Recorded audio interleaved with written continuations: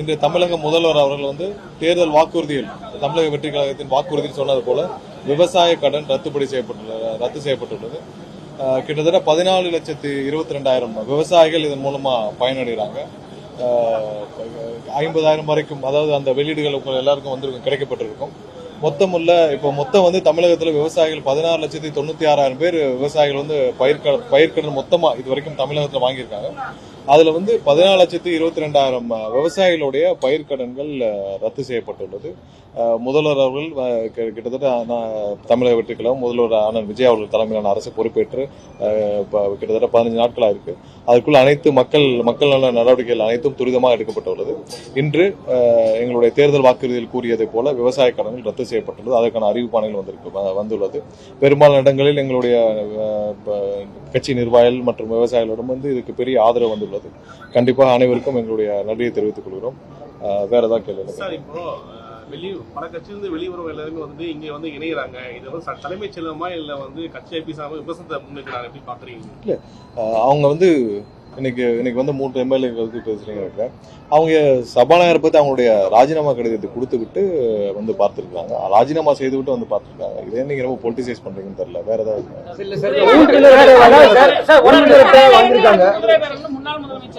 இல்ல, இது சம்பந்தம் விவசாய இந்த பயிர்க்கடன் சம்பந்தம் வேற ஏதாவது கேள்வி இருக்கா?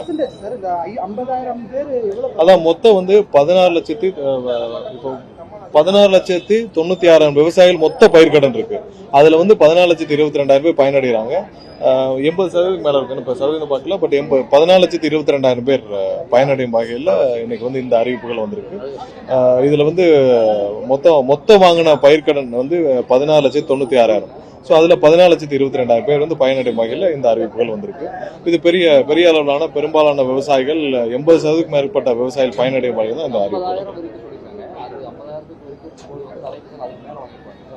இல்ல, அதுக்கான இதுதான் வந்திருக்கு. அதாவது சிறு குறு விவசாயிகள் வந்திருக்கு. 2.5 ஏக்கருக்கு கீழே இருக்க விவசாயிகள், அதுக்கப்புறம் 5 ஏக்கருக்கு கீழே இருக்க விவசாயிகள். ஸோ அந்த மாதிரி பிரிக்கப்பட்டதான். இது எப்பயுமே பயிர்க்கடன்கள் அப்படிதான் சிறு குறு விவசாயிகளாக தான் கன்சிடர் பண்ணி வரும். ஸோ அந்த மாதிரியான அடிப்படையில் தான் வந்து இன்னைக்கு யார் விவசாயிகளுக்கு கடன்களும் அந்த அடிப்படையில் கொடுக்கப்படும். ஸோ அதன் அடிப்படையில் தான் இன்னைக்கு வந்து கடன்கள் அரசுக்கு எவ்வளவு கூடுதல் செலவாகும்? இதன் மூலம் வந்து பார்த்தீங்கன்னா அந்த அறிவிப்புகளே கொடுக்கப்பட்டிருக்க 2,044 கோடி வந்து கூடுதல் செலவினங்கள் அரசுக்கு ஏற்படும். இதன் மூலமாக சுமார் 14,22,000 விவசாயிகள் பயனடைவார்கள்.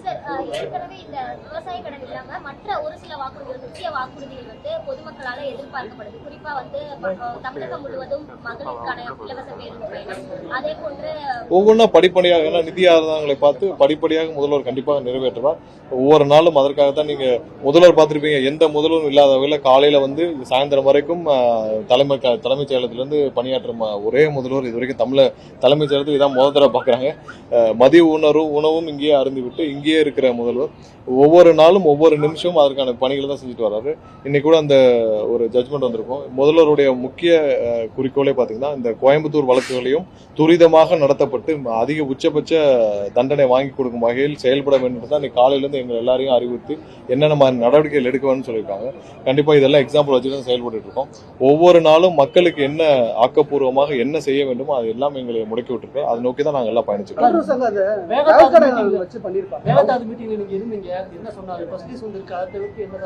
இல்ல, மேகதாது விஷயத்துல அரசு ரொம்ப தெளிவா இருக்கிறோம். கண்டிப்பாக அந்த அணை கட்டுவதற்கான எந்த நடவடிக்கை எடுத்தாலும் அதற்கு கடுமையான எதிர்ப்புகளை தெரிவிப்போம். சட்டப்பூர்வமான நடவடிக்கைகள் அனைத்துக்கும் முன்னெடுக்க சொல்லியிருக்காங்க. என்னென்ன வழிகளில் இதை வந்து சட்டப்பூர்வமாக நம்ம தடுக்க முடியுமோ அந்தந்த வகையில தடுக்கணும்னு சொல்லியிருக்காங்க. ஏன்னா கர்நாடகாவில் வந்து இது தேவையில்லாமல் ஒரு இன்டர்ஸ்டேட் இஷ்யூவை வந்து இவங்க உச்சநீதிமன்றம் சொன்னது என்னன்னா அவங்க வந்து டீடைல்டு ப்ராஜெக்ட் பிளான் தான் கொடுக்கணும்னு சொல்லியிருக்காங்க. ஸோ அது இல்லாமல் இவங்க தேவையில்லாமல் இதை வந்து இப்போ இதை அந்த இடத்துல பூமி பூஜை செய்வோம்னு சொல்லியிருக்காங்க. முதல்வர் கண்டிப்பாக இது சம்பந்தமாக சட்டப்பூர்வமான கடுமையான நடவடிக்கை எடுக்க அனைவரும் அறிவித்திருக்காங்க. அடுத்த சில நாட்கள் அதுக்கான நடவடிக்கைகள் எடுக்கப்படும். கண்டிப்பாக இது வந்து எந்த அளவிலும் மேகதாதுவில் அணை கட்டுவதற்கு ஒரு சதவீதம் கூட இடம் கொடுக்காத அளவில் அதுக்கான அனைத்து சட்டப்பூர்வ நடவடிக்கைகளும் எடுக்கப்படும். இல்ல, அது அவங்களுடைய ஸ்டாண்டா இருக்கு. பட் நம்ம தமிழக முதல்வருடைய ஸ்டாண்ட்ல ரொம்ப கிளியரா இருக்காரு. முதல்வர் கண்டிப்பாக இதில் எந்த அளவிலும் அடுத்தடுத்த கட்ட நடவடிக்கைகளும் இருக்கும். ஏன்னா சட்டப்பூர்வமாக நம்ம உச்சநீதிமன்றத்திலையும் நேஷனல் இது கிரீன் ட்ரிபியூனல்லையும் நம்ம வந்து பசுமை தீர்ப்பாயத்திலையும் நம்ம போய் முறையிட உள்ளோம். ஒவ்வொரு இடத்துலையும் என்னென்ன மாதிரியான வழிகாட்டுதலை முதல்வர் ஆல்ரெடி எங்கள் காலையில் கொடுத்துருக்கார். அதன் அடிப்படையில் நாங்கள் நடவடிக்கை இல்லை, அது ஏற்கனவே சொல்லியாச்சு. நீங்கள் கடந்த ஒவ்வொரு நாட்களையும் பார்த்துருப்பீங்க. அதுக்கான இது வந்து மின் தட்டு எங்கெங்கெல்லாம் வந்து அந்த ரிப்பேர்னால இஷ்யூ இருக்கோ அதெல்லாம் சார்ட் அவுட் ஆகிட்டே தான் வந்துட்டு இருக்கு. ஒவ்வொரு நாளும் நீங்கள் அதுக்கான சேஞ்ச் பார்த்துட்டே தான் இருக்கீங்க. தினமும் அதற்காக தான் எல்லாரும் பணியாற்றிட்டு இருக்கோம். வெகு விரைவில், ஏன்னா நிறைய இடத்துல ப்ராப்ளம் வந்து லெகசி இஷ்யூ, அது இல்லாமல் ஒரு சில இடத்துல தேவையில்லாமல் வாண்டடாக செய்கிற மாதிரியான நிகழ்வும் பார்க்குறோம். அதில் போலீஸ் கம்ப்ளைண்ட்ஸ் அங்கங்கே எங்கெங்கெல்லாம் ஐடென்டிஃபை பண்ணுறோம் அதெல்லாம் போலீஸ் கம்ப்ளைண்ட் கொடுக்க சொல்லியிருக்கோம். இன்னைக்கு ஒரு சில இடத்துல கொடுத்துருக்காங்க. அதோடைய யாருன்ற நபர்கள் ஐடென்டிஃபை பண்ணால் கண்டிப்பாக வெளியிடுவோம். முன்னாடியே இந்த முன்கூட்டி அறிவிப்பு வர முன்னாடியே பவர் கட் நிறைய இடத்துல இருக்குன்னு சென்னையில பல இடங்கள்ல பப்ளிக் கம்ப்ளைண்ட் பண்றாங்க. இல்லை, பவர் கட் வந்து உங்களுக்கு வர்றதுக்கான ரீசன்ஸ் வந்து ஆல்ரெடி சொல்லியிருக்காங்க. ஏன்னா அதிகமான இதில் ஜம்பர் இஷ்யூ, ஃபியூஸ் ஆஃப், இந்த மாதிரி நிறைய இஷ்யூ சொல்லியிருக்காங்க. இது ஏன் ஏற்படும் தான் பார்க்குறோம். நிறைய இடத்துல லோடு வந்து அதிகமான லோடு சப்ளை ஆகுது. ஏன் சப்ளை ஆகுதுன்ற பார்ப்போம். ஒரு சில பேர் தவறு செய்தால் அவர்கள் மீது அவரை டிரான்ஸ்ஃபர் பண்ணியிருக்கோம், இது பண்ணியிருக்கோம், நடவடிக்கை எடுக்கப்பட்டிருக்கு. வேறு சில காரணங்களில் இந்த மாதிரி அங்கங்கே பழுதடைஞ்சால் அதை பழுதடைவதை சரி செய்ய 7 டீம் வந்து மொபைல் டீம் போட்டிருக்கோம். அந்த மொபைல் டீம் வந்து நீங்கள் 5 நாட்களுக்கு முன்னாடி டிலே ஆயிடுச்சு, 3 மணி நேரம் 4 மணி நேரம் ஆன விஷயங்கள்லாம் உடனே சரி செய்வதற்கான பணிகள் அந்த மொபைல் டீம் செஞ்சுட்டு இருக்காங்க.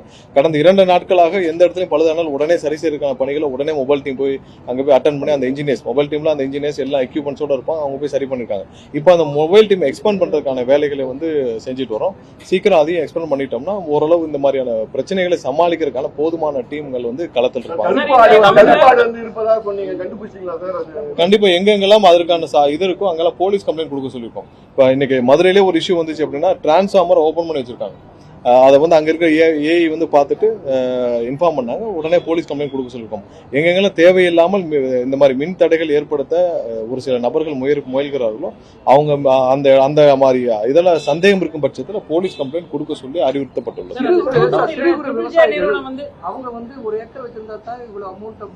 இல்லை, 2.5 ஏக்கருக்கு கீழே இருக்க 2.5 ஏக்கர் கீழே இருக்கிற பயிர்க்கடன்கள் அவ்வளவுதான். 2 ஏக்கர் கீழே பயிர்க்கடன்கள் வாங்கியிருக்கோம். 5 ஏக்கர் கீழே, அதாவது சிறு குறு விவசாயிகள் பயிர்க்கடன்களுக்கான தள்ளுபடி தான் இப்போ அறிவிக்கப்பட்டுள்ளது. ஸோ அதன் மூலமா இப்போ நீங்கள் தமிழ்நாட்டில் மொத்தம் பார்த்தீங்கன்னா 14,96,000 பேர் பயிர்க்கடன் வாங்கியிருக்காங்க. அதில் 14,22,000 விவசாயிகளுடைய பயிர்க்கடன்கள் ரத்து செய்யப்பட்டது. 80% அளவுக்கான விவசாயிகளுடைய பயிர்க்கடன்கள் மொத்தமாக ரத்து செய்யப்பட்டது.